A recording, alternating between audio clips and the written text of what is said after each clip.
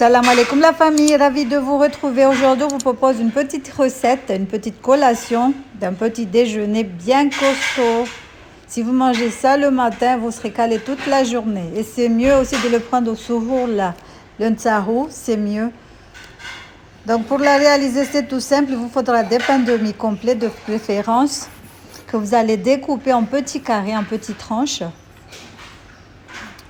Si vous n'aimez pas le pain demi complet, parce que je sais qu'il y a beaucoup de gens qui n'aiment pas le pain complet, prenez le pain normal, le pain nature,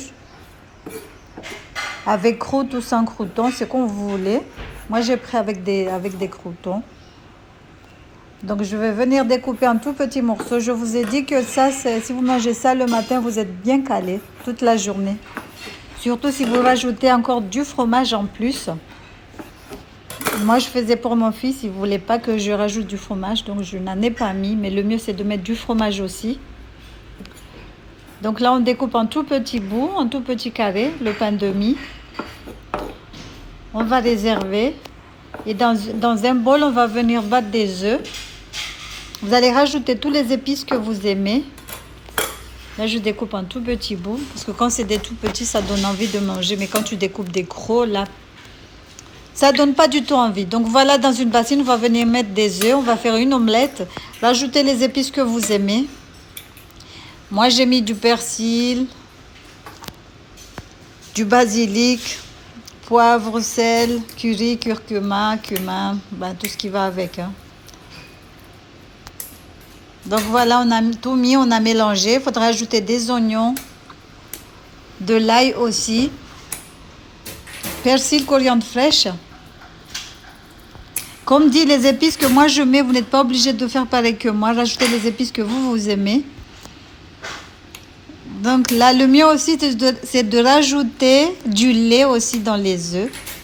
Mais comme je vous ai dit, mon fils, il est très très difficile, donc j'ai pas mis.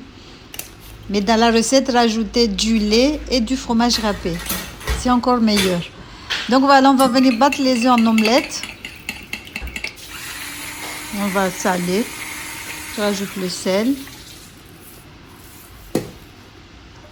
Moi, quand je fais pour moi, je mets du piment. Donc là, je rajoute l'oignon. On va découper. Moi, je découpe toujours grossièrement. Mais vous pouvez les émincer. En fait, faites comme vous voulez. Donc, bref, on a battu les œufs en omelette. On va rajouter les oignons. On va rajouter l'ail. On va rajouter persil, coriandre fraîche que j'avais congelé.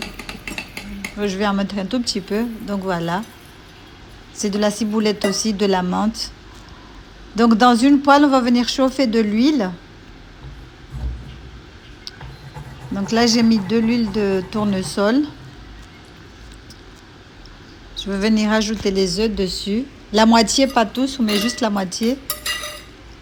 On va garder l'autre moitié pour tout à l'heure. On met la moitié, on va faire... Donc, on va faire des œufs brouillés.